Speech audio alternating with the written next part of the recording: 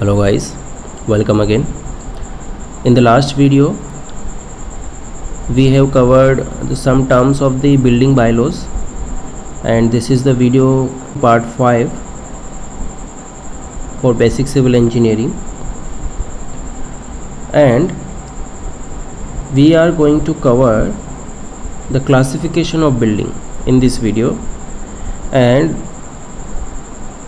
the selection of site for building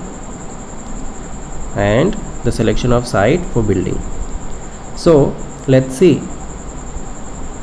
building classification. देखो, आपने आसपास बहुत सारी बिल्डिंग देखी होगी. कोई हॉस्पिटल है, कोई रेजिडेंशियल बिल्डिंग है, कोई स्टोरेज बिल्डिंग है. ये जो बिल्डिंग है सारी, वो national building code of India 1970 में क्लासिफाइड की हुई है कि कौन सी बिल्डिंग किस कैटेगरी में आती है. बिल्कुल डिटेल में डिफाइन की हुई है अच्छी तरीके से. जनरली हम इसको ग्रुप में डिवाइड करते हैं. Group A, group B, group C, group D, group E, group F. Group A से लेके ग्रुप एफ तक ये बिल्डिंग डिफाइंड है कि इनका क्लासिफिकेशन किया हुआ है इस बिल्डिंग कोड में. ये जो यहाँ पर दिया हुआ है ये बिल्डिंग कोड के अकॉर्डिंग दिया हुआ है. National building code of India 1970 के अकॉर्डिंग जो बिल्डिंग है on the basis of occupancy are classified into following groups. Basis of the occupancy. देखो, ग्रुप है, the first is residential building. जो ग्रुप है वो है रेजिडेंशियल बिल्डिंग. इसमें देखो वो जो सारी बिल्डिंग आ जाती है जिसमें स्लीपिंग अकोमोडेशन होता है, रेजिडिंग होती है, डवेलिंग होती है, परमानेंटली और टेम्परेरी, विदाउट कुकिंग और डाइनिंग, और both facilities are termed as residential buildings. For example अगर बात करें बंगलोज हुए, अपार्टमेंट्स हुए, फ्लैट्स हुए, तो ये सारे उसके अंदर आते हैं. और भी इसके कुछ अंदर सब डिवाइडेशन है कि A1, A2, A3, A4, A5. A1 आते हैं लॉजिंग हाउसेस में, A2 फैमिली प्राइवेट ड्वेलिंग्स में, A3 डॉर्मेटरीज में, A4 फ्लैट्स में, एंड A5 होटल्स में. इस तरीके से रेजिडेंशियल बिल्डिंग को भी थोड़ा सा सब डिवाइड किया हुआ है, सब ग्रुप में डिवाइड हुआ है. Dwelling unit may be one of the following types: detached house, semi detached house, terrace housing unit, flat और डुप्लेक्स अपार्टमेंट. ये काफ़ी ज़्यादा डिटेल में है, आप इसको पढ़िएगा. इसमें रेजिडेंशियल बिल्डिंग में और क्या क्या होता है, फ्लैट होते हैं, सेमी डिटेच्ड हाउस होते हैं.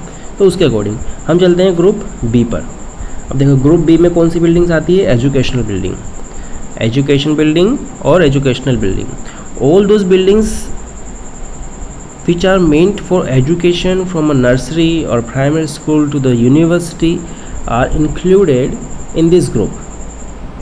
फॉर एग्ज़ाम्पल स्कूल्स है, कॉलेजेस है, यूनिवर्सिटी है, ट्रेनिंग इंस्टीट्यूट्स हैं. आप जानते हो सब कि एजुकेशनल बिल्डिंग में क्या आने वाला है, ठीक है. ट्रेनिंग सेंटर्स हुए सारे, तो वो एजुकेशनल बिल्डिंग में आते हैं. आपको याद क्या रखना है? ग्रुप बी में एजुकेशनल बिल्डिंग आता है. नंबर वाइज याद रखना है, मेन चीज़ यही है. ग्रुप ए में रेजिडेंशियल, ग्रुप बी में एजुकेशनल बिल्डिंग. अगर आप एजुकेशन को नीचे डाल दोगे और इंस्टीट्यूशनल बिल्डिंग को ऊपर डाल दोगे, then it will be mess up. ये ग्रुप में याद रखना है आपको. अब आता है ग्रुप सी. ग्रुप सी में है institutional building.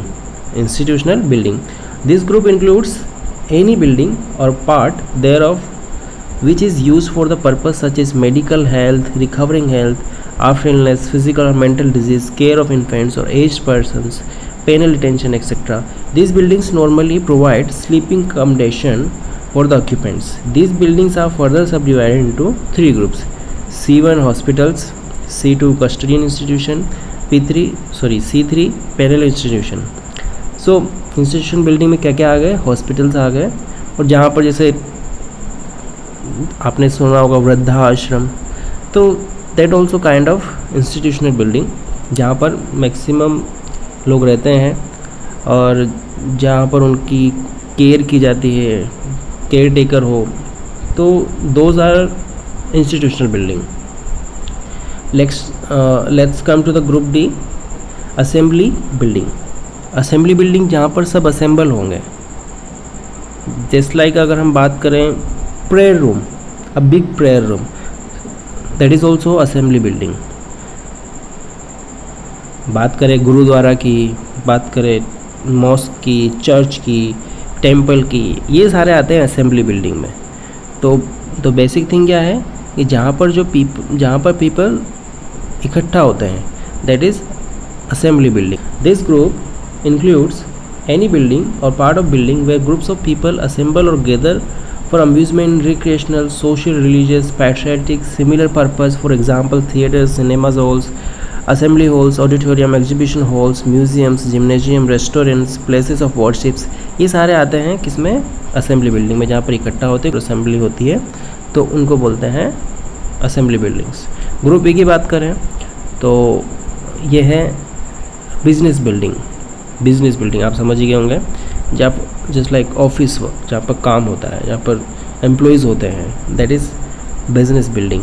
So this group includes any building और part of building which is use for the purpose such is transaction of business, keeping of accounts and records etcetera, dispensaries and clinics unless they comply with the group C, मतलब जो group C के अंदर नहीं आते हो। News stands, barber shops, bank, city halls, ये कुछ जो होते हैं बिजनेस बिल्डिंग में आते हैं। अब आते हैं ग्रुप एफ पर, वो है mercantile building. This group includes any building और part of the building which is used as shops, stores, market for sale. Mercantile मतलब बात हो रही है मर्चेंटाइजिंग की, या फिर आप कहो कि जहाँ पर व्यापार होता है। सो स्टोर्स हुई, शॉप्स हुए, मार्केट्स हुए, ये सारे क्या होते हैं, मर्केंटाइल बिल्डिंग्स होती है। ग्रुप जी में आता है industrial building. This group includes any building और अ पार्ट ऑफ बिल्डिंग और structure in which the products of different kinds and properties are fabricated, assembled और process, for example laboratories, assembly plants, gas plants, power plants, refineries, dairies etcetera. So जहाँ पर production है, laboratories है, fabrication है, ये आते हैं इंडस्ट्रियल बिल्डिंग में। आप समझ गए होंगे इंडस्ट्रियल एरिया जिसे हम बोलते हैं, फैक्ट्री से फैक्ट्रीज होती है, सो वो है industrial building. Next one is storage building. Storage building जहाँ पर हम कुछ स्टोर करें, स्टोर हाउस जहाँ पर कुछ गुड्स स्टोर की जाती हो, या फिर हम बोलते हैं वेयर हाउस, या फिर कोल्ड स्टोरेज, या फिर गोडाउन जो हम बोलते हैं, ये सब स्टोरेज बिल्डिंग के अंदर आते हैं। ग्रुप आई में होता है हैजार्डस बिल्डिंग। अब देखो हैजार्डस बिल्डिंग का मतलब है यहाँ पर ऐसे केमिकल्स रखे जाते हैं जो हार्मफुल है फॉर द लाइफ, ठीक है, हैजार्डस है लाइफ के लिए। तो such buildings, this group includes those buildings structures which are use for the storage, handling, manufacture और processing of material which are liable to burn और catch fire with extreme rapidity and proven hazardous to health, building और building contents।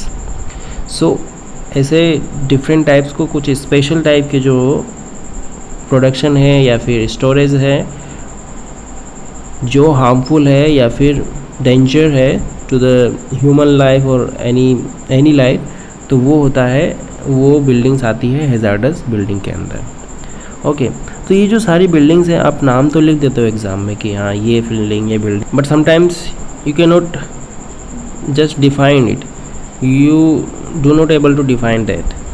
सो आपको ये जब ये पढ़ोगे तब आपको समझ में आएगा कि किस टाइप की बिल्डिंग किसे कहते हैं, ठीक है। Maybe you will mixed up with the hazardous building and the storage building. So आपको ये याद होना चाहिए, ग्रुप ए से लेके ग्रुप आई तक, मैंने पहले एच बोला था लेकिन ये आई तक है, ग्रुप ए से लेके ग्रुप आई तक बिल्डिंग्स होती हैं। तो कौन कौन सी, residential building, educational buildings, institutional building, assembly building, business building, industrial building, storage building and hazardous building. Okay, I hope आपको ये पार्ट समझ में आया हो। हम जो रेस्ट ऑफ द पार्ट है नेक्स्ट वीडियो में करेंगे। Thank you guys.